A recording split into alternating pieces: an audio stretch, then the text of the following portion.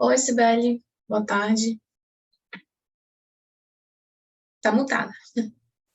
Oi, tudo bom, Larissa? E aí, Tudo tranquilo, mulher.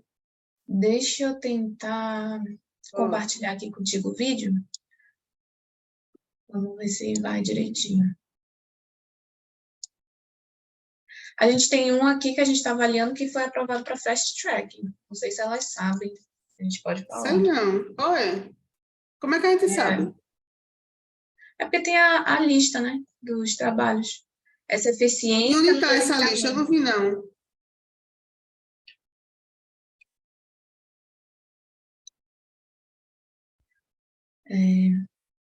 Peraí, deixa eu ver. É nessa.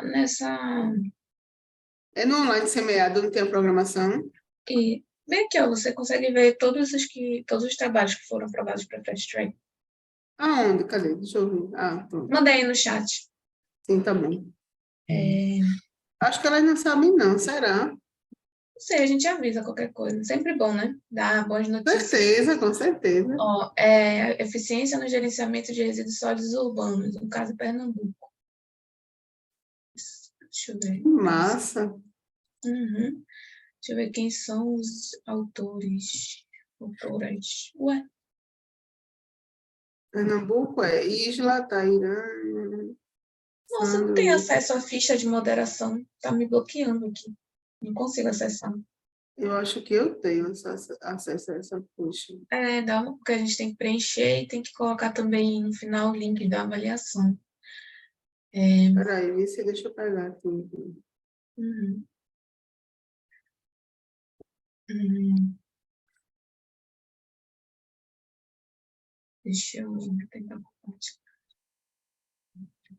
Porque a gente já Eu abriu. tenho aqui a ficha de moderação. Tá aí? Eu tenho. O que é que eu faço? Então, eu vou botar aí no chat, aí depois tu só copia e cola, né? Ó, É, que é para eles avaliarem no final, isso.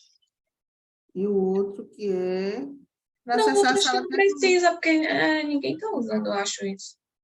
Pelo menos eu não vi, né? Ó, Só tá vendo esse minha tela? da avaliação tá bom. Uhum. Tá. Espera que eu não compartilhei o áudio. Share sound. Pronto. Tá vendo a tela agora? Estou vendo. Junto com a minha professora Tá Mariluz Paes de escutando? Souza, também da Universidade Federal de Rondônia, vamos Estou fazer uma escutando. breve Agora bota o teu no apresentação do mudo para a artigo gente ver se denominado continua. Usina Hidrelétrica no Rio Madeira, ferramenta para avaliação do processo de indenização de Pronto. propriedades O volume está produtivas no máximo aí, né, rurais. no YouTube? Tá. Pronto. Então, vou só aumentar o meu um Bom, pouquinho. o grande lance de Tá ótimo, Larissa. desse artigo. Perfeito. Perfeito, então.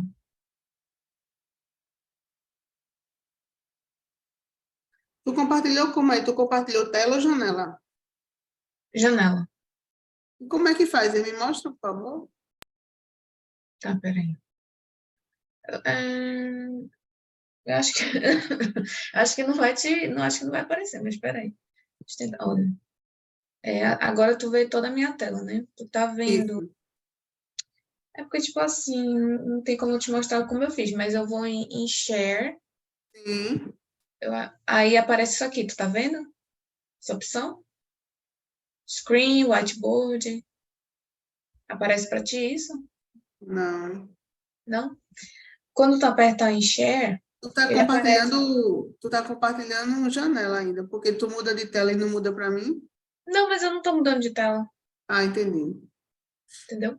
Não consigo ver, Aí, não. quer ver, ó? Tu tá Mudou vendo de aqui o seu tela. IAD? Pois é. Tô vendo.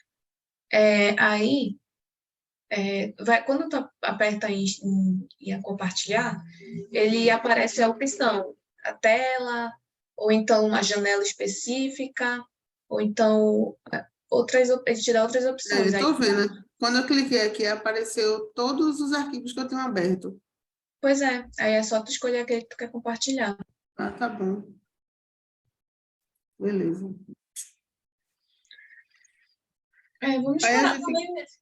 Vai falar. a gente controla o tempo também, né?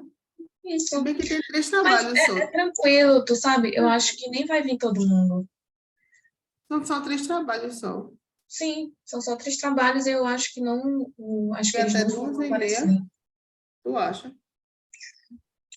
Eu acho que não vai aparecer todo mundo. Nas minhas sessões, nenhuma todos estavam. Na minha tava de manhã, todos. Todos? Vamos ver. Porque. Mesmo que estejam todos, só tem 3. E até 2h30 da tarde ainda vai sobrar tempo. Não, então, eu acho que já vai sobrar tempo de qualquer forma, porque eu acho difícil eles virem. Mas o que a gente pode fazer é o seguinte: primeiro passar todos os vídeos e deixar a discussão de todos para o final. Eu acho que é melhor. E se eles faltarem, então a gente passa um vídeo de quem que tiver aqui, faz a discussão lá Eu no acho final. que O que tu não. acha? Eu acho que é melhor a gente fazer a discussão por vídeo, porque a gente se concentra naquilo ali. E são temáticas diferentes, embora estejam todos na mesma sessão, entendeu? Um fala sobre hidrelétrica, outro documento de barragem, outro resíduo sólido. Então, assim, tá entendendo? Uhum. Então, as duas, pelo que eu vi, as duas são de impacto social, impacto socioambiental, e a de resíduos sólidos é a que mais É. A a gente mais deixa assim, se destaca. bota depois da apresentação do vídeo, o pessoal já faz a discussão, a gente. E depois, pronto, encerrou de uma vez. Porque perde o time, sabe? Eu acho. Quando a gente vai voltar lá, ninguém vai lembrar exatamente e tal. Pode ser. Isso é bom para quando tem muitos trabalhos, porque isso otimiza o tempo. Ah, é, mas Deixar a como tem discussão pouquinho, só né? no final. Como tem pouco, eu acho que realmente vai dar para fazer isso. É. Agora é esperar a pessoa chegar. Uhum. Enquanto não dá hora, eu vou aqui rapidinho, eu vou rir, eu já volto. Beleza.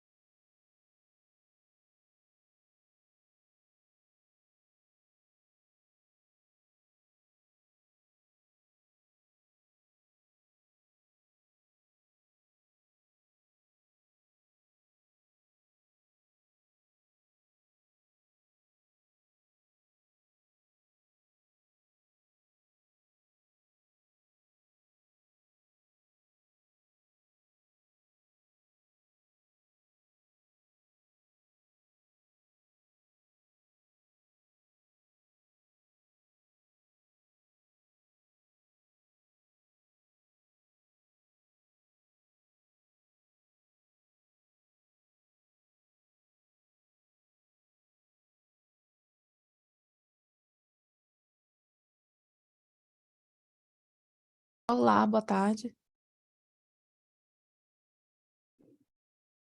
Oi, boa tarde.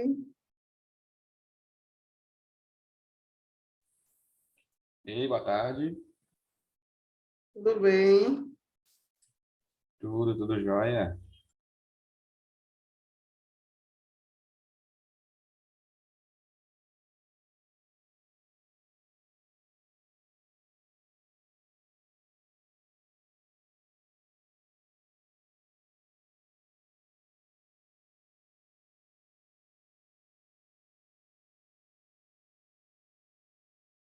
E aí, tu estás falando de onde, Ébio? Ei, tudo bem? Eu sou de Minas. Sou de Ah, Viçosa, Minas que Gerais. coisa boa. E Tá aí vocês, no de onde são? mestrado, tá no doutorado, na graduação. Estou no doutorado. Eu faço Doutorado em doutorado quê? em administração pública, aqui na UFV mesmo. Coisa boa. É esse artigo aí que tu está apresentando, é um recorte da tese? Não, não. Não tem nada a ver com a tese. É um artigo de uma disciplina. Eu fiz uma disciplina de análise de impacto. E aí nós tivemos uma ideia, acho que esse ano faz aniversário, né? Infelizmente, desse caso triste que foi o rompimento da barragem em Minas. E muitas Sim, notícias surgiram na época, a gente resolveu tentar estudar um pouco sobre isso. é verdade, que massa, bem interessante mesmo. Oi, Júlia, querida.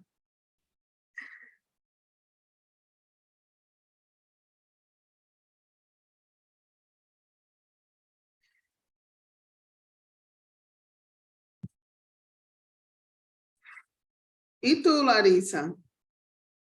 Tu és de São Paulo? Não, não, sou do Pará. Mas eu tô em São Paulo. Que legal! Eu já fui no Pará, conheci o Pará em 2013, já faz tempo. Nossa, já faz muito tempo, muita coisa mudou desde Pois essa época. é, eu irei para lá o ano que vem de novo, que um evento da minha área vai ser sediado lá o ano que vem. Aí, com certeza, eu vou para lá. Qual é a tua área, Sibeli? Sou formada em secretariado executivo. Ah, vai ser qual Aí, evento? Qual vai ser o evento? é o Encontro Nacional de Estudantes de Secretariado. Vai ser lá. Nossa, que legal. Vai ser É. aonde? Vai ser no lugar? Eu? Vai ser... Não, vai ser em Belém. Não, eu digo lugar, assim.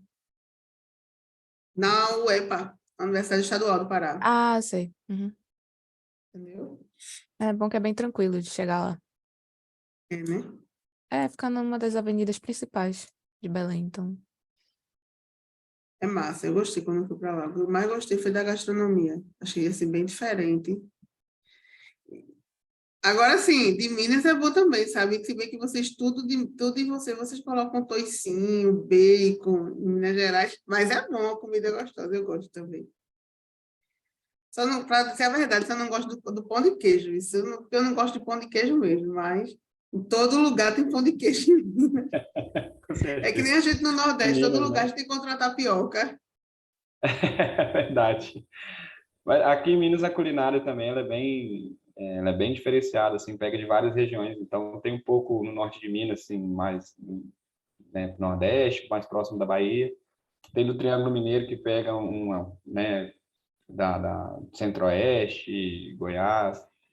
Minas é muito grande, né? 853 municípios. Aí acaba que o pão de queijo fica mais na nossa região aqui mesmo. O É, tropeiro, né? né? Com Ah, é, bacon, tem o com tocinho. tropeiro, é verdade.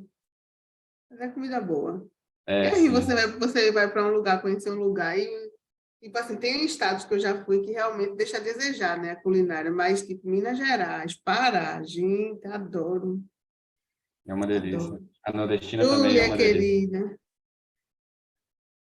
Júlia, Oi, gente, tudo certo? Vim só entrar para dar uma olhadinha se estava tudo certo, tá tá tudo tudo bem, né? certo. Larissa já está aí a Tá, postos. Tá então, tranquilo, a ótimo, gente tá só gente. aguardando, né? Eu acho que 5 minutinhos a gente já começa agora, Sibeli? O que tu diz? A gente Tá, aguarda mais um só, pouquinho. aguarda mais um pouquinho, a gente tem tempo, né? Só tem 3 trabalhos, vai até 2h30. Tá, então 1h10 a gente começa. É, mais ou menos por aí. Tá bom. Então tá certo, gente. Boa sessão, viu? Qualquer coisa vocês falam lá no Obrigada, grupo Júlia, ou no obrigada. privado. Tá Tá, bom. pode deixar, gente.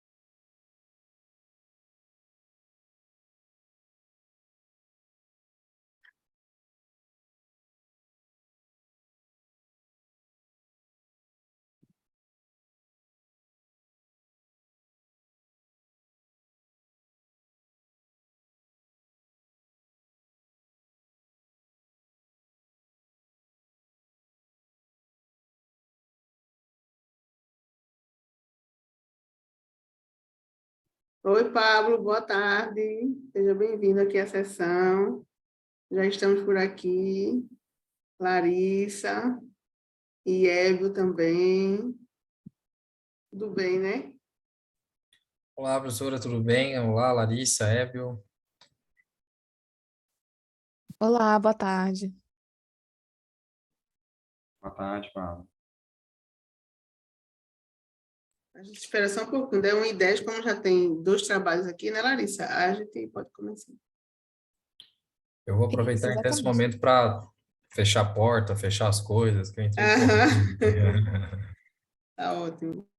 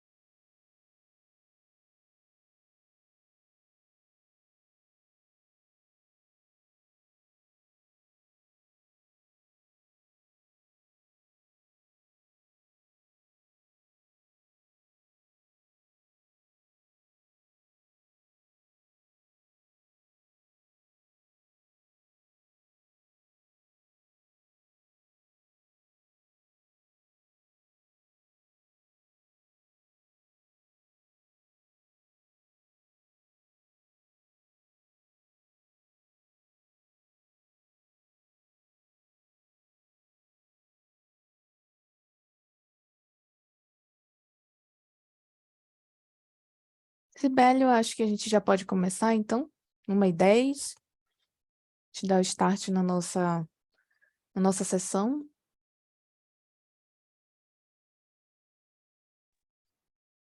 Podemos sim. Posso iniciar, Tá. então?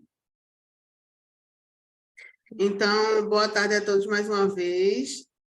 É uma alegria recebê-los aqui, estarmos aqui, né, no SEMEAD, iniciando agora, às 13h10, mais uma sessão de apresentação de artigos científicos, e aí nessa sessão, né, da gestão socioambiental.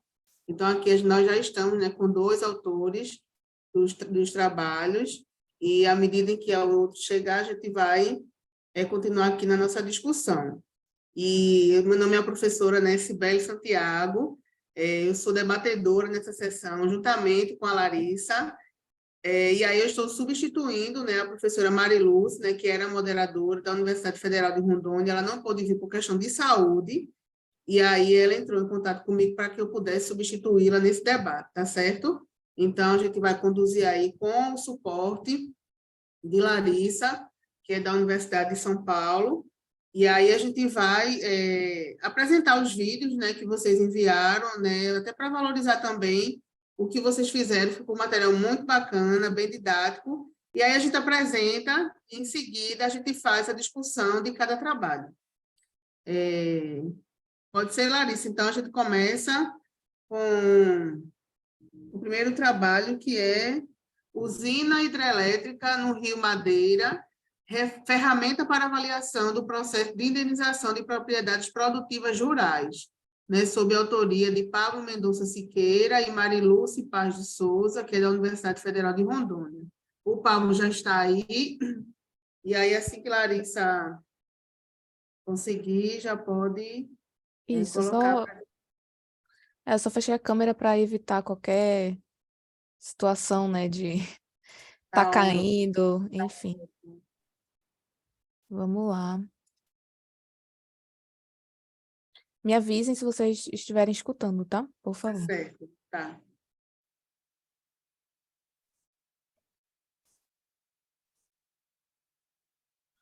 Olá, professores, professoras, pesquisadores, pesquisadoras, demais colegas. Eu me chamo Pablo Mendonça Siqueira, da Universidade Federal de Rondônia, e junto com a minha professora Mariluz Paz de Souza, também da Universidade Federal de Rondônia, vamos fazer uma breve apresentação do artigo denominado Usina Hidrelétrica no Rio Madeira, ferramenta para avaliação do processo de indenização de propriedades produtivas rurais.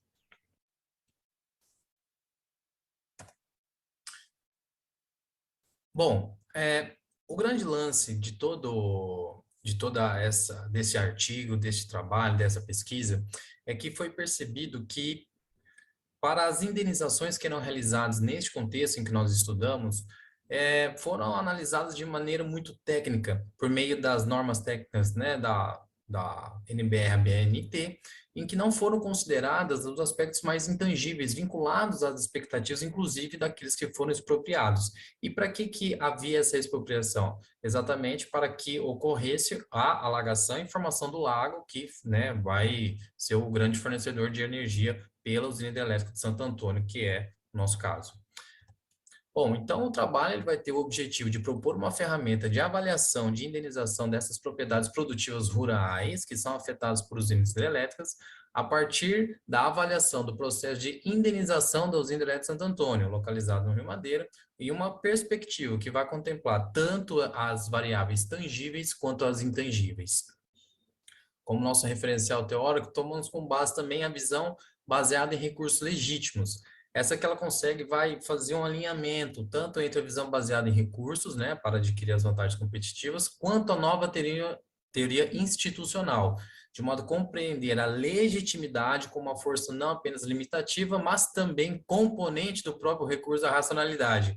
Ou seja, toda a legitimação do que vale, de fato, um recurso, ele vai passar por esses meios sociais, por meio de normas, por meio de leis, né, de um convívio, de fato, daquelas pessoas que estão, pelo menos aqui, vinculadas à usina e às propriedades, que é o nosso caso do estudo.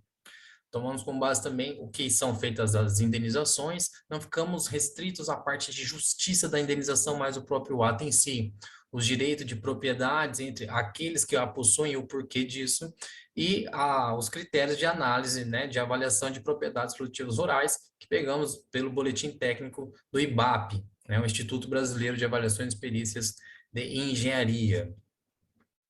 Fizemos uma coleta de dados utilizando, né, documentos com finalidades secundárias, como, por exemplo, o próprio projeto básico ambiental, e, em sequência, levantamos diversas informações referentes às desapropriações dos imóveis produtivos rurais, afetados, obviamente, e vinculados ao processo para obtenção do documento de licenciamento ambiental. Em conjunto a esse levantamento, nós pegamos elementos constantes no referencial teórico e fizemos, né, uma criação, enfim, a organização entre as variáveis que foram analisadas de maneira tangível e as intangíveis, certo? E, obviamente, para fazer toda essa sustentação do nosso arcabouço teórico, desse método, a gente também fez a utilização de conceitos que são utilizados para fazer uma valoração econômica de uma empresa. Fizemos, então, uma adaptação para que tivéssemos um parâmetro para como utilizar essas ferramentas, essas variáveis em cima das propriedades produtivas rurais. E aí, as ferramentas utilizadas, por exemplo, são as clássicas, né, de avaliação de empresa, enfim, em matemática financeira, como as séries de pagamentos e o fator de valor presente. E aí chegamos no grande lance do estudo, que foram os resultados, ou seja, a criação passo a passo de como foi formada as ferramentas para avaliação das propriedades produtivas rurais. A primeira, ela vai, né, ao final vocês vão perceber que ela é um pouco mais extensa, mas aqui nós vamos por partes. A primeira parte dela vai ser a equação de remuneração para benfeitorias não reprodutivas. Então, vai ter uma equação que vai exatamente para as benfeitorias não reprodutivas. Meio que isso já é, de fato, realizado. Então, a gente pegamos essa parte que, de fato, funciona e colocamos aqui também. Seria o valor total das benfeitorias não reprodutivas, que aí, por exemplo, são casas, cercas e tudo mais. Desculpe um pouquinho por essa imagem da fórmula, mas quando trazemos para o PowerPoint, ela fica um pouco... ela perde os caracteres, então eu tive que pegar um pouquinho, um print de imagem, certo? A segunda equação é de benfeitorias reprodutivas. E aí, no caso, a gente vai fazer tudo aquilo que vai reproduzir valor, ou seja, são as plantações e criações de animais, entre outros. Também aí talvez seja a grande sacada do exercício ou da ferramenta, é a equação de remuneração do capital humano, em que a gente faz uma proposta aqui de uma ponderação de valores, certo? Aqui seria, né, uma adaptação de um WACC, no caso, para o capital humano, e também um ROI de capital humano, um retorno sobre investimento. Então, a gente vai usar ou ou um parâmetro, seja o WACC, ou um outro parâmetro, que seria o ROI. E, por fim, a equação de remuneração de uso bem público, porque quando a gente pega o balanço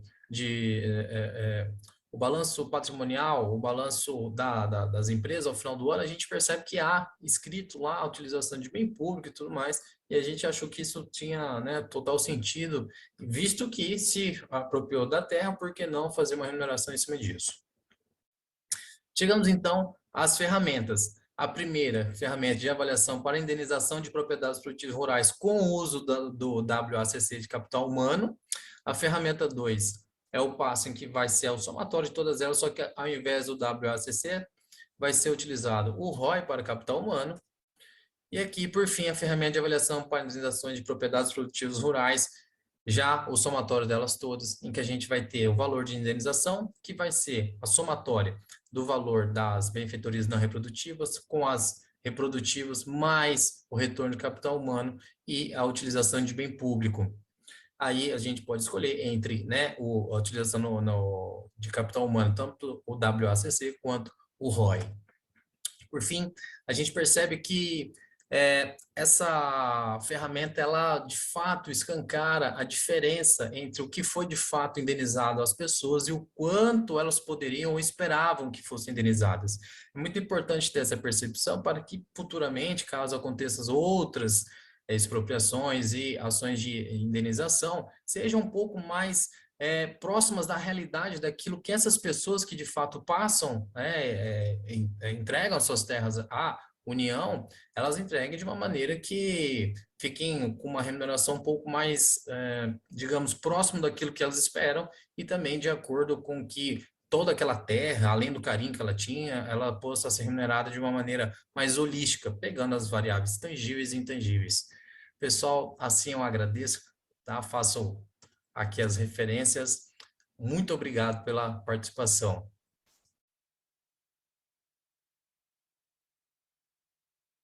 Obrigada, Larissa, por compartilhar o vídeo com a gente. Parabéns, Pablo, né, e a professora Mariluce, por esse trabalho. E aí, assim, é bem importante Foi interessante de ver, né, como você trouxe, também se apoiou na teoria institucional, porque, e aí faz o gancho, né, da área ambiental com a administração, porque a teoria institucional, ela justamente procura explicar essa estrutura, esse funcionamento das organizações, e como essa realidade socialmente ela é construída, né? Então, de que modo que essas organizações elas são influenciadas por essas pressões normativas, que às vezes são provenientes de fontes externas, né? Então, assim, a teoria institucional tem muito a contribuir, eu acho que foi bem apropriada vocês trazerem isso no trabalho.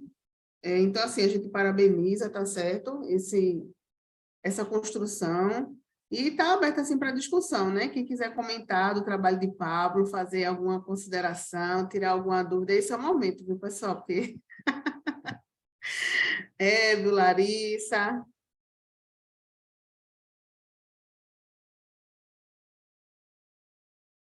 Tá mutado, Larissa. Agora, eu Sim, gostaria de agora. parabenizar a Pablo, a professora também, Mariluce, né, que escreveu junto, que estava ou supervisionou. Eu não sei se vocês sabem, não sei se você é a voz da boa notícia, gosta de trazer boas notícias, mas esse artigo foi para o Fast Track, vocês já viram? Olha aí, Foi para o Fast Track. parabéns! Então, depois deem uma olhada lá, que aí vocês vão ter que aceitar, né, a publicação ou não. Aí vocês vão avaliar. Mas só parabenizar mesmo pelo trabalho de vocês. A metodologia, eu acho que ficou bem clara, né? Então, é isso. Não sei se o Webio quer fazer algum comentário. Ok, né? Quer falar mais alguma coisa, Pablo, que esteja fora? Porque o vídeo é tão curtinho, né? Mas caso você queira fazer algum complemento, fique à vontade. Bom, primeiramente, obrigado pela boa notícia, Larissa. Fico bastante contente. Realmente não esperava. Então, né, ó, em plena sexta-feira, né, receber uma notícia como essa, depois de uma apresentação do SEMEAD. Inclusive, hoje eu estava em uma instituição de ensino aqui em Porto Velho. Eu resido atualmente em Porto Velho mesmo. E aí, conversando com uma colega lá e tal, eu falei assim: ah, não, vou te mandar o meu Lattes, porque até saiu o certificado do SEMEAD, já vou te passar ele, né? Que depois só que eu vou atualizar. Agora, poxa vida, né? Vou mais para frente um pouquinho atualizar ele com um pouco, né? Com certeza vou avaliar com a professora Mariluce. Professora Mariluce, né? Aproveitando agora o gancho, ela foi a minha orientadora, né?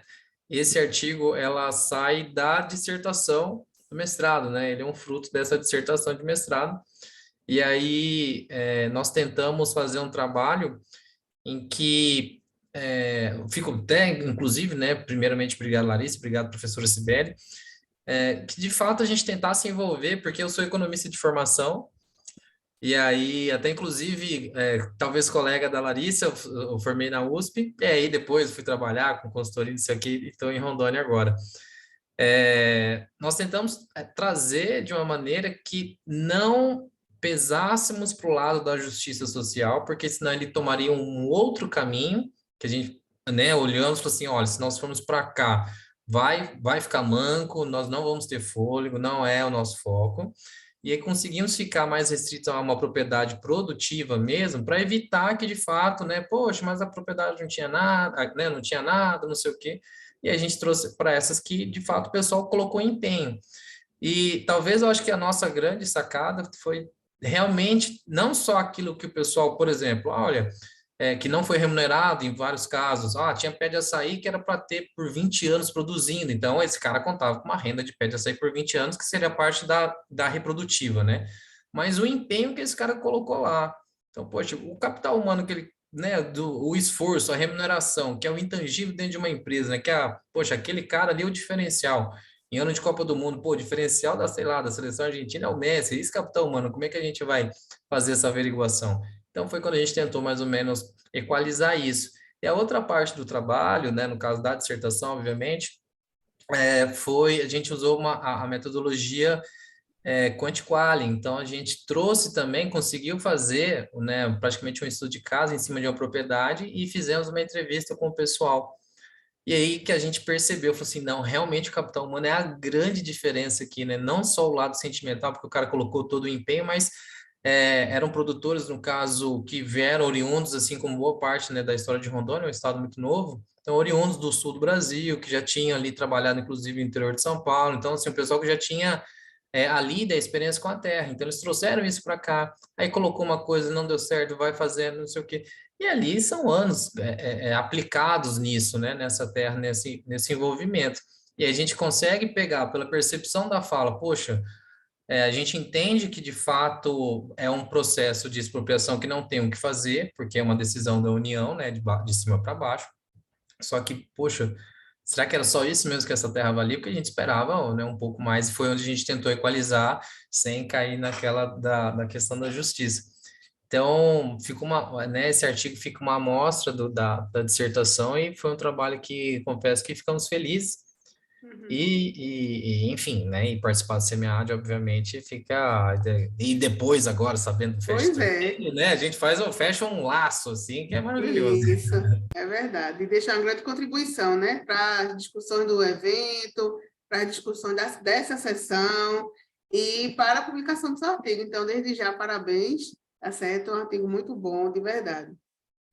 E aí, a gente está tendo mais discussão, né, sobre o seu trabalho, Pablo. Acho que a gente pode, né, Larissa, seguir para o próximo, né, do Hébio. E aí, a gente vai, né, ter a apresentação agora do artigo Análise do impacto do rompimento da barragem de Fundão nos indicadores socioeconômicos e sustentáveis dos municípios atingidos, né, de autoria de Hébio Viana Menezes Neto, Fernanda Maria de Almeida e Evandro Rodrigues de Faria, ambos da Universidade Federal de Viçosa. Então, Larissa, quando você estiver pronta, já pode colocar para a gente. Oi, Lenice, boa tarde. Seja bem-vinda aqui à nossa sessão. A gente vai ouvir a apresentação do artigo e depois, em sequência, o seu.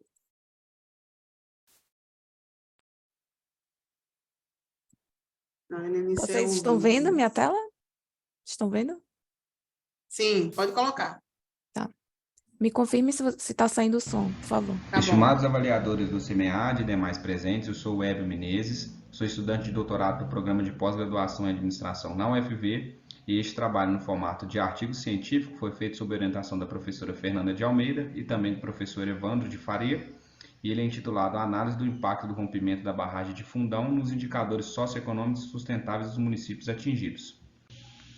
De forma a contextualizar, é salutar dizer que o rompimento da barragem de rejeitos de minério ocorreu em 5 de novembro de 2015, na cidade de Mariana, em Minas Gerais, sendo um dos maiores desastres ecológicos da história do Brasil.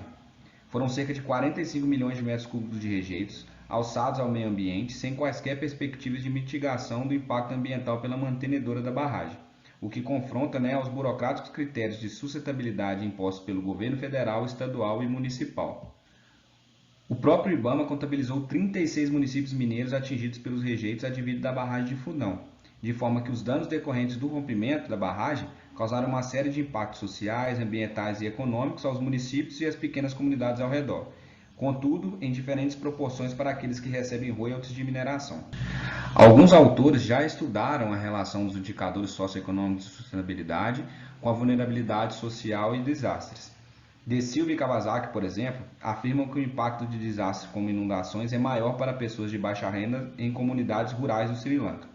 Já Doman, num trabalho sobre inundações de Rio Branco, no Acre, aponta que os resultados para dados sociais e custos governamentais demonstram que as famílias mais vulneráveis são as que apresentam uma maior dificuldade de recuperação pós-ocorrência.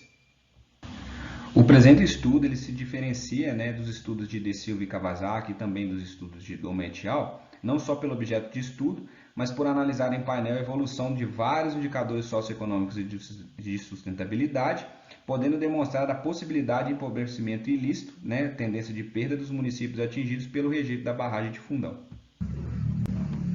Dessa forma, o objetivo do trabalho é o de analisar o impacto do rompimento da barragem para os municípios mineiros que tiveram algum tipo de malefício causado pelos rejeitos, contrapondo aos não atingidos diretamente nos indicadores socioeconômicos e de sustentabilidade.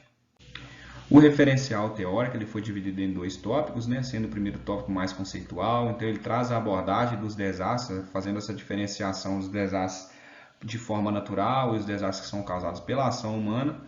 Ele é intitulado, né, Desastres Ambientais e Consequências Socioeconômicas e Sustentáveis, sendo que os principais trabalhos utilizados foram os trabalhos de Doma et al. 2018, Mark Vida et al. 2020 e o Messer et al. de 2012.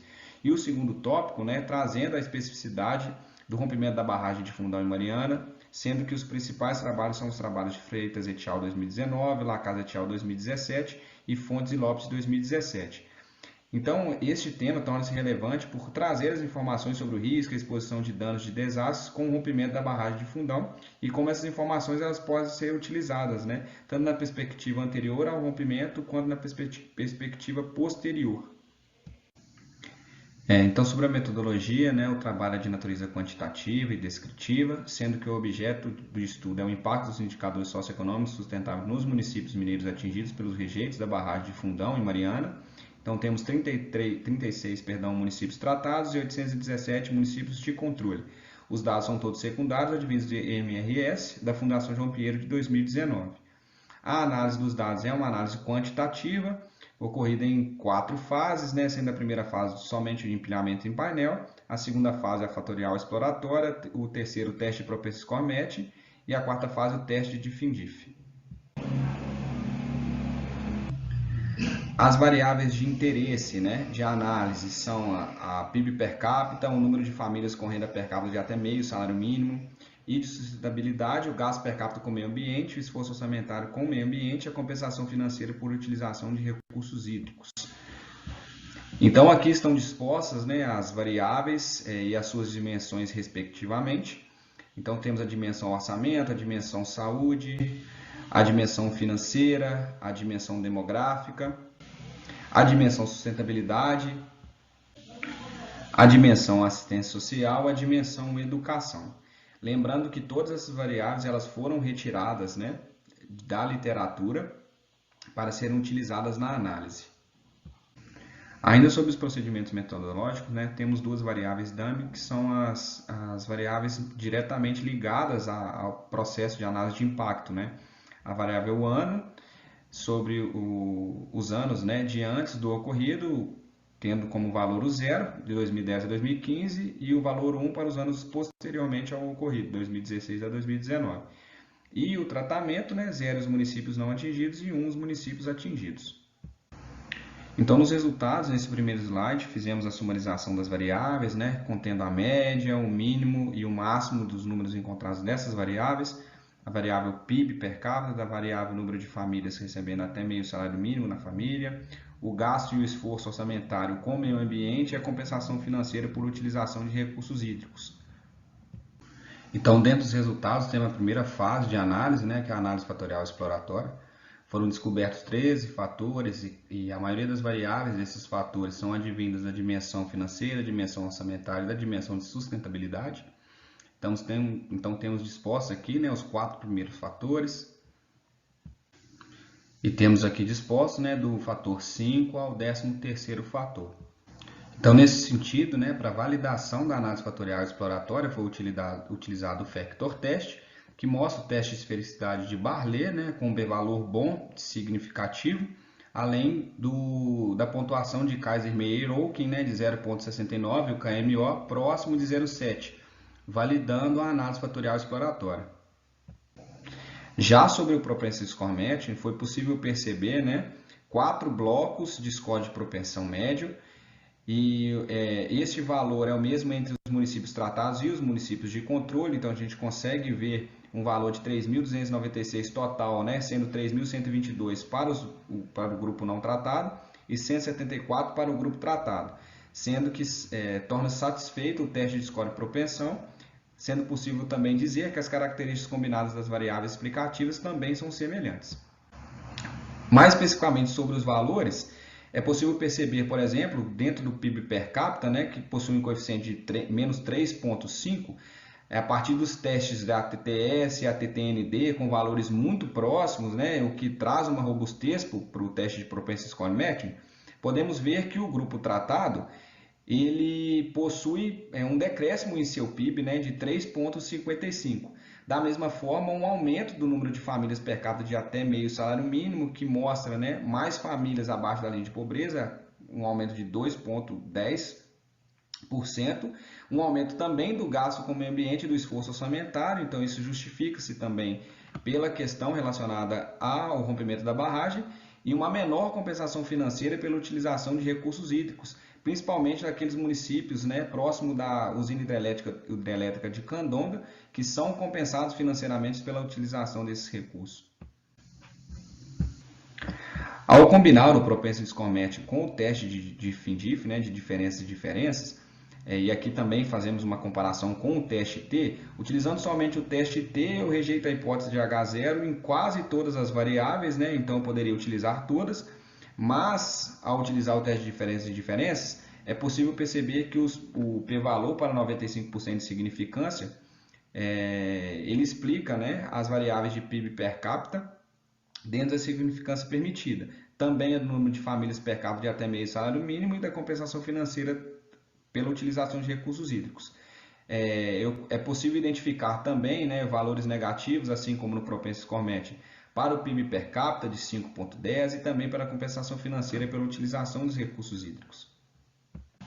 Assim como Bradshaw em 2003, Marulanda et al. Em 2010, Ishizal e Miranda em 2019 e Mark-Vida et al. Em 2020, percebeu-se que o rompimento da barragem de Fundão impactou negativamente o PIB per capita ao longo do tempo. Então a gente consegue ver, né, um impacto no PIB a partir de desastres por ação humana.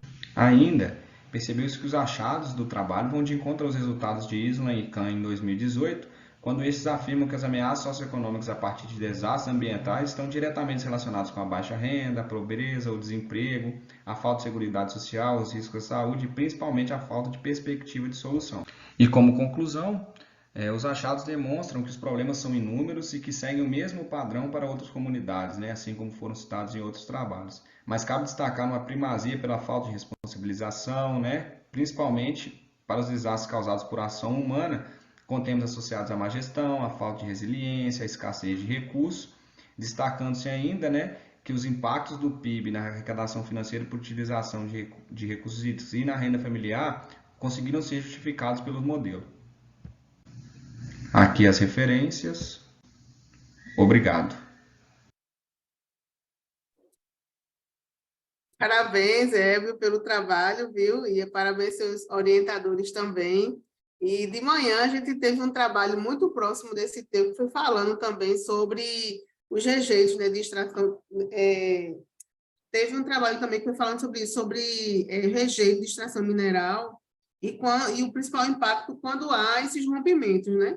Então, assim, deu um trabalho muito interessante, porque, embora façam-se já alguns anos, né? Mas a gente vê aí esses impactos, e conforme o teu trabalho apresentou, nesses impactos negativos ao PIB, tá certo? Então, você trouxe números, assim, muito contundentes, números quantitativos, e que pode dar uma base para pesquisas qualitativas, né? Para a gente poder juntar aí esses dois métodos. Então, assim, parabéns pelo teu trabalho. Quando a gente fala assim sobre desastres naturais, né, em diferença com desastres de atividade humana, a gente pode dizer que esses desastres que acontecem natural também é por ação antrópica, porque, de fato, é a natureza respondendo sobre as nossas ações, né? Mas, nesse caso aí, é algo diretamente assim por atividade humana, por falta de responsabilidade, e é algo que a gente comentou pela manhã, né?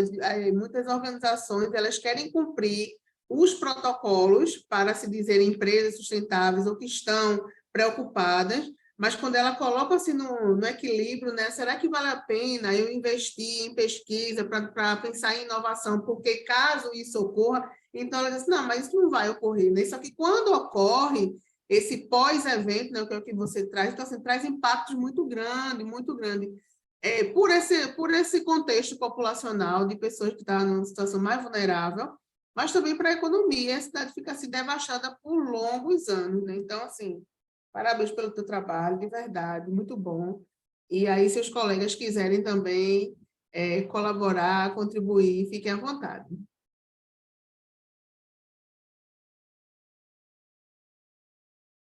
Quem?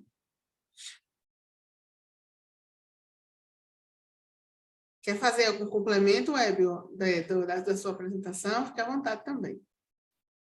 Na verdade, agradecer, professora Cibele, pelas considerações. Você tocou num ponto, assim, Às vezes a gente vai conversando, acha que é assim, superficial e tudo, mas foi uma discussão muito ampla na hora de fazer o referencial teórico entre a minha professora, e eu até anotei aqui, que é a natureza respondendo por nossas ações. Realmente, isso pode ir para os resultados e também a gente tentar encontrar na literatura, né, outros autores que façam esse confronto para poder melhorar e trazer robustez para o trabalho. Então, eu queria anotar para poder destacar que realmente isso foi algo que a gente discutiu, algo que a gente conversou, e faz todo sentido, eu concordo amplamente com o que você colocou. Por ser um artigo assim de disciplina, né, nós tivemos vários percalços durante a construção do artigo, e um deles foi utilizar a análise fatorial exploratória. Na verdade, a gente queria buscar todas essas variáveis na literatura, então aparecia em algum trabalho internacional ou algum trabalho aqui no Brasil também, algo falando sobre as variáveis que a gente conseguiu identificar, porque o banco de dados é gigantesco. Utilizar a análise fatorial confirmatória, que aí a gente poderia realmente, né, através do mínimos quadrados, acho que é essa, se eu não me engano, equações estruturais, utilizar melhor essas variáveis e explicar de uma forma mais robusta ainda. Só que o meu computador não conseguiu rodar essas variáveis e a gente precisava entregar o trabalho, mas é algo que provavelmente a gente vai tentar mudar para o futuro, tentar um computador mais robusto aí para poder rodar. Eu já deixei assim quase 12 horas rodando e não consegui. Aí utilizamos os fatores, né? Não traz uma robustez, mas como as Mas já traz apareceram, uma indicação, entendeu? Porque, assim, uma pessoa que for continuar seu trabalho já pega de onde você fez. Então, assim, como você encontrou muitos indicadores, a análise fatorial é para isso, é justamente para tentar reduzir e facilitar na análise, né? Foi excelente o método também. E aí, agradecer. Não tive essa sorte, depois fui dar uma olhadinha aqui, viu, Larissa? No meu trabalho ainda assim, como trabalho do Pablo, provavelmente, né? O trabalho do Pablo tá bem mais avançado que o meu, saiu da dissertação e tudo. E aí eu tenho que melhorar um pouquinho, e as considerações de vocês, principalmente da professora Cibele, vai ser essencial. Hébio, mas não desanima, foi um artigo de disciplina e tu tá aqui no SEMEAD, Pois Não tá? desanimo não, de forma alguma. E assim, as avaliações, como a gente sabe, né, minha gente, as avaliações são subjetivas, então, de repente, o seu trabalho, por ter uma complexidade e uma metodologia quantitativa, de repente foi para algum avaliador que não domine tanto, não compreenda tanto, e aí talvez ele também não tenha se sentido confortável a indicar o teu trabalho, entendeu? Então, assim, é muito subjetivo, sabe? Por isso que, às vezes, essa questão de premiação dos trabalhos, indicação de fast track, às vezes, acho que foi Pablo falou da questão da justiça, né? Até que ponto, de fato, é tudo muito justo, porque, assim, a gente, dentro dessa interdisciplinaridade, a gente não domina, né, muita coisa, assim, então a gente vai muito no superficial. E, de acordo com a quantidade de trabalhos que foram enviados para o SEMEAD, então é natural que avaliadores vão pegar trabalhos que não dominam, não é a sua área, sabe? Então, às vezes, vai ter algo injusto. Mas aí o seu trabalho não foi indicado para o fast track, porque o fast track é o quê? É um processo mais célere. Quando ele vai para uma revista que é indicado o fast track, então ele consegue ter um processo mais acelerado para a publicação. E, às vezes, tem revistas que fazem até edições de fast track. Então, assim, a revista bota para fora, é bom para os autores, mas não significa dizer que o teu trabalho, inclusive, já era para ter submetido, já era para ter submetido na revista, porque realmente é muito legal, parabéns. E eu gostei muito também por ser uma área que eu não tinha, assim, realmente não tinha leitura sobre a área. Eu sou da área de esportes, então, assim, bem longe do que... A tua tese está sendo sobre o quê, Hébio? Eu analiso o federalismo. Eu até apresentei o projeto aqui, descentralização fiscal, teoria do federalismo, teoria fiscal, federalismo fiscal, mas ela ainda está bem incipiente, mas eu estou estudando leis de incentivo ao esporte e ICMS esportivo, que é o ICMS esportivo, uma cota à parte que vai para investimento em políticas esportivas aqui no município de Minas Gerais. Então, são 853 municípios, é muita coisa para poder estudar, mas acaba que a maioria dos programas que eu procurei depois para poder fazer, tanto fiz o mestrado quanto fiz o doutorado, não tem muitos professores da área de esportes mesmo, entendeu? Qual é a tua formação? Educação física ou Não, eu contador? sou administrador. Administrador, porque administrador. olha só para onde ele está indo, né? Ele está indo por outras áreas. Parabéns por isso. Você está fazendo um esforço muito grande, saindo da sua zona de conforto. Muito Sim, bem. e nas disciplinas eu quero aprender, sabe? E eu gostei muito, tanto é que eu peguei um pouquinho, eu vi você comentando sobre a parte de sustentabilidade, né, de uma análise mais qualitativa, e eu arrisco até dizer, não sei se a Samarco, pegar um relato integrado, às vezes a gente analisar o ESG da Samarco, dados não financeiros, vai falar que é uma empresa, né, É, que está completamente de acordo com as pautas sociais, a pauta É. sustentável, e quando a gente faz uma análise quantitativa assim, dos dados, vê que não é bem assim. é. Mas, brigadão pelas considerações, é isso. Pela discussão também. Obrigada, foi massa. Se eu puder só fazer um comentário muito Pode breve. sim, Pablo, com Claro. certeza. Poxa, o trabalho do Web eu fiquei ouvindo e falei, cara, que coisa louca, muito bom. E você estava falando dessa parte de esportes, como é que são as coisas? Eu sei que um veterano meu da minha época de faculdade, hoje ele é professor na Federal de Uberlândia, e ele fez contabilidade, só que eu não sei se ele é professor na contábeis mesmo ou na administração, mas enfim. Mas ele, cara, ele engrenou nessa parte, porque por um acaso eu vi ele auxiliando, né, um orientando dele em algum desses eventos, que agora eu não me lembro qual foi, eu acho que foi o Ampad, o Enampad mesmo, já tem uns 2 anos, eu acho isso. E ele tá muito profundo nessa parte de esportes, cara. Talvez ele possa te ajudar, não sei, entrar em contato, alguma coisa assim. Se quiser, depois eu coloco no chat aqui o nome dele. Pode me passar o contato, aceito. Trocar figurinhas é sempre muito bom. Mais cedo, eu apresentei um caso de ensino e a professora que debateu, a professora Flávia da faixa, ela fez o mestrado e o doutorado na área de esportes também. Hoje ela trabalha com casos de ensino, marketing, mas ela estudou marketing de relacionamento em programas de sócio-torcedor. Então a gente vai falando e a gente acaba conhecendo outras pessoas que trabalham assim, mas passa o contato que eu aceito. Mais um amante do esporte. E ele jogava bola na época de faculdade, coisa e tal, ele é mó bom. E o duro, assim, que eu lembro do nome, do apelido dele, né? Só que eu vou perguntar para um amigo meu aqui agora o nome certinho. Eu já coloquei aqui no chat. Pega aí que a gente procura. Lá a UFO é uma universidade que ela investe bastante na área esportiva. Inclusive, o recurso Pinais, que eu também estudei em uma outra disciplina, que é o programa de assistência, olha só, vai pegando, cada hora vai para um lugar. DSG, socioambiental, Pinais. E a UFA era uma das poucas que distribuía uma parte do recurso Pinais para bolsistas de atleta, entendeu? Como se fosse uma bolsa atleta em Uberlândia. E aí pode ser assim, algo que tem relação, né, com os amantes do esporte lá, pesquisadores.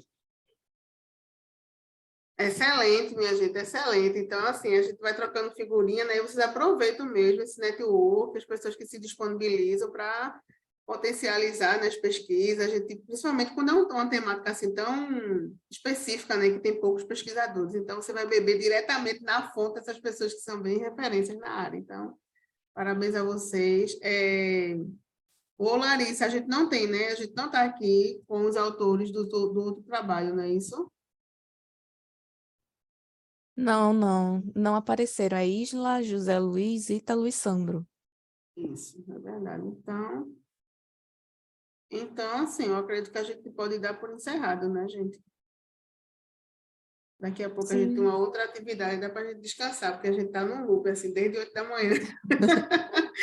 Então, mais uma vez, eu quero agradecer a todos, tá certo? Eu sou aqui da Universidade Federal da Paraíba, estou concluindo meu doutorado também em desenvolvimento do meio ambiente, e ouvir vocês, né, com temáticas tão diferentes, isso enriquece, porque à medida que vocês vão falando, eu falo assim, meu Deus, é mesmo, faz uma ligação com a minha tese, cadê isso, né? Então, assim, muito legal, parabéns. Parabenizo também a Larissa e agradeço ela pelo suporte, né, que ela nos deu aqui na nossa sessão, compartilhando os vídeos e estando à disposição para nos ajudar. Então, se vocês quiserem fazer alguma fala de fechamento, essa é a hora. Rapidinho, só, desculpa. Só antes de vocês falarem, eu peço só para vocês clicarem aqui nesse link para avaliarem a sessão, tá? Por favor, não esqueçam que isso é importante para entrar lá no controle do pessoal do evento, tá?